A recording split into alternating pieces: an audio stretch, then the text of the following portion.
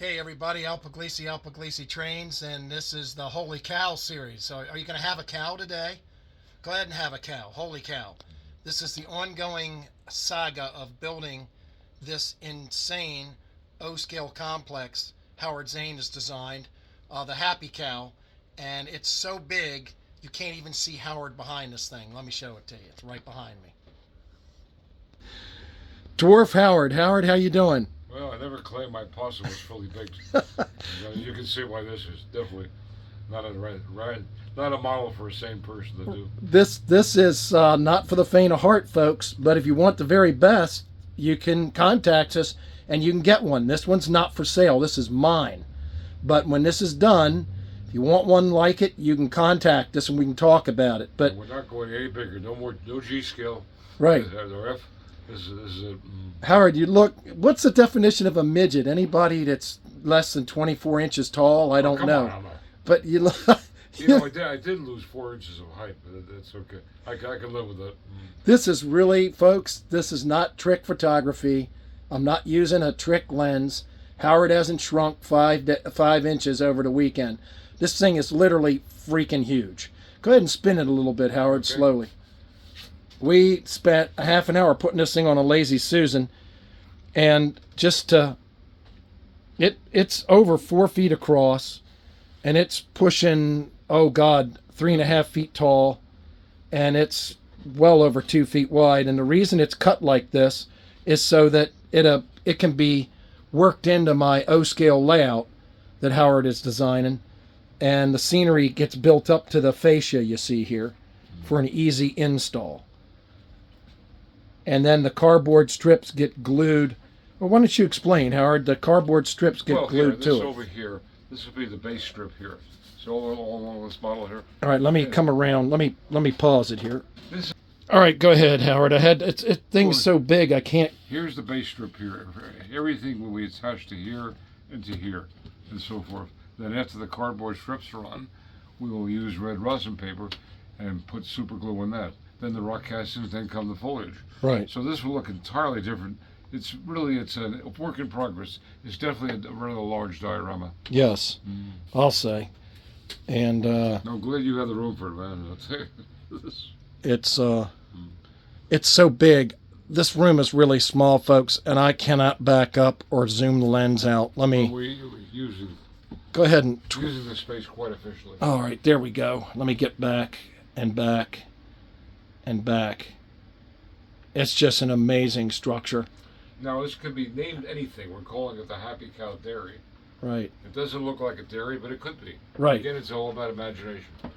And we did have that F-scale cow up there. So beautiful cow. He's a lovely cow. He's a lovely cow. She or he, or it's she. It's a she. You got to make him smile. The cow's got to smile. Though. Yes, it's a beautiful cow. Tell us about your album. It was the Cow Tippers. Well, it was the New Southern Cow Tippers. It was a band we had for years until I went deaf, and I can't hear a damn thing anymore. So I can't play anymore. But then it changed to a couple. They had a couple of names, and then the band members just went on. But for years we played as the New Southern Cow Tippers. Right. We did concerts. I can't sing worth a damn, but the other people do. And I played the banjo and the guitar and sometimes the harmonica. Wow. Sandy will let me play the fiddle, which is understandable. And the first CD was called Old Bell Cow? Actually was called, the first CD was the Rhinoceros and the Hamster. Because Sandy thought I looked like a rhinoceros when we got married. And I thought she looked like a hamster. Wow. And she's so busy. And that was the first. Then that was Old Bell Cow. Then the other one was, it wasn't that at times. It was 3 CDs. Now, actually, the first one was a cassette tape. That was called Switchback. Oh, wow. Based on railroad songs. Oh, wow. Yeah, we got to find that somewhere. Is that available on DVD? On CD? I think we have some cassettes. But where do you have a cassette player? Right. Yeah. God, we're going to have to transfer that. Yeah. Well, Howard, this is a epic build, and this is a Howard Zane design. And Howard, you can show over here, if you had showed that before. This was I built the first one in HO for my layout, which is installed downstairs. Now what you see here is all the space that will be filled in. We're going to put rock castings, we're going to have a creek coming down here, the waterfall, Right. You can see the pipes in here. They'll be weathered and rusted and all that. Yep. And the water came down this way. This will be the bed. Then we'll build up here. This will all be done with red rosin paper. And this will all tie into my Oh, yeah, layout, into the O-scale layout. Now, any kind of large diorama like this on multi-level, you have to have four sides facades because there's no way you can connect it otherwise. Right. It makes it much easier, and it Oh, also it's possible to do it. right. Well, Howard, I appreciate it, and again, this is going to be another episode when we get the strips up, and then a final episode of the final building. Now, you won't recognize it when you see the final. It'll just be another world. Yes. And I can't even get a top shot. I'm 6'2". I need a ladder to be able to get a top Well, shot. higher. We're gonna have to cut a hole in your ceiling. Yeah. So we'll have to mount this low. Man. We'll put that in negative scenery. Yes.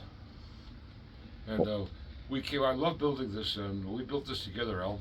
And you've learned a lot. Part of your discipleship is based on this structure, and you've done a hell of a job on it.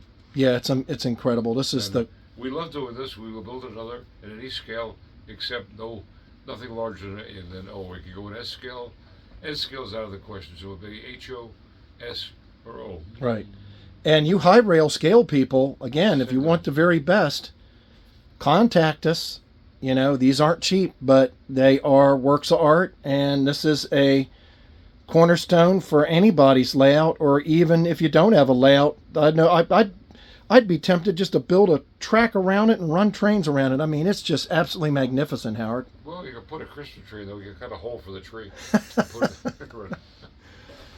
Thanks for watching, folks. Thanks, Howard. You're quite welcome.